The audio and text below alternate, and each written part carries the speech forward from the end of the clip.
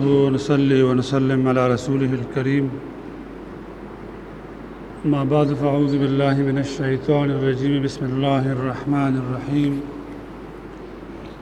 يا أيها الذين آمنوا لا تأكلوا أموالكم بينكم بالباطل إلا أن تكون تجارة عن تراض منكم ولا تقتلوا أنفسكم إن الله كان عليكم رحيما.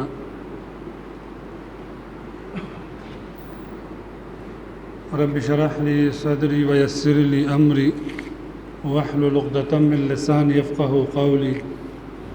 سبحانك لا علم لنا إلا ما علمتنا إنك أنت العليم الحكيم. درود شریف وایي. اللهم صل على محمد وعلى آل محمد كما صليت على إبراهيم وعلى آل إبراهيم إنك حميد مجيد. اوریدونکو حاضرینو، ستاسو وړاندې ما د سورة النساء یو آیات تلاوت کو.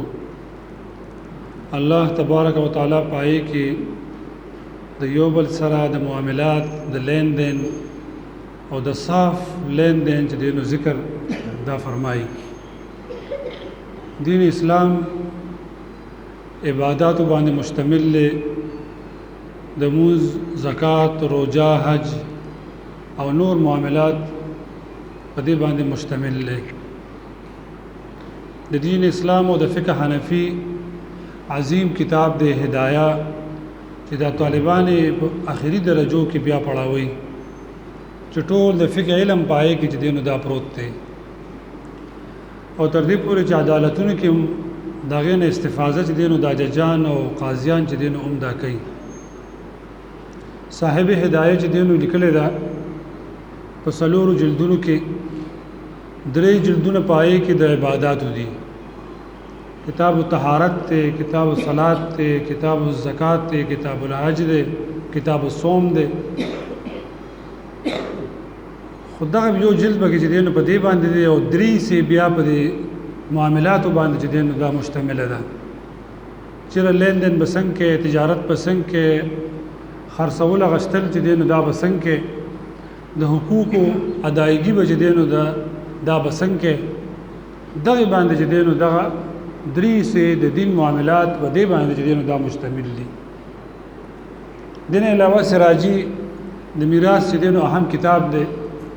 مړ وفات شو، ترکه پرې خو دا ابتدایي حساب او کتاب دام امام سراج الدین رحم الله کتاب په سراجی کې دا ټول معاملات چې دینو دا راوستي دي. نو علماء وایي چې د دین ثابتېږي چې د دین اهم علم او زیاته حصہ چې دینو دا به معاملاتو کې چې دینو هغه مشتمل ده، چې باهمي لین دین معاهدات دا به چې دینو څنګه چې دینو دا بکې. الله تبارک وتعالی انسان ته عبادت او موقع ورکړي. عبادت کې معاملات به یو اهم جز چې دینو دا بکې دي. عبادتو کې بعض وخت داسې وشي چې یو کس نه عبادتونه چې دینو فوت شي.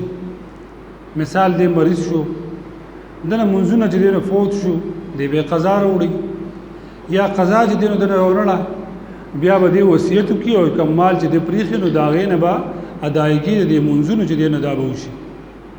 یو کس باندې حج چې دینو فرض دی، د حج چې دینو دی به کوي، ادایګي به چې دینو کوي.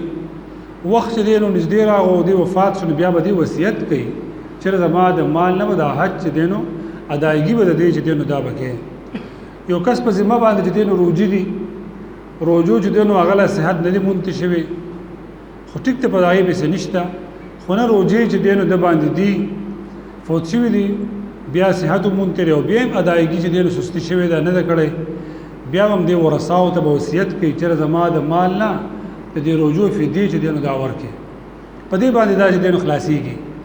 خو لیکن چې معاملاتو کې د لین دین چې دینو خراب کړي، تجارت کې د ذمه پاتې شوی، حقوق د ادایګي، ترکه د میراث کې چې کوم دي حقونه ني ادای کړي، د رور، د خويندو، د نور چې کوم دي اقارب او رشتہ دارو، نو هغه بیا ادایګي چې دینو هغه بیا نکېږي تر سوچ د هغه ادایګي دی به نه چې دینو دانه کړي.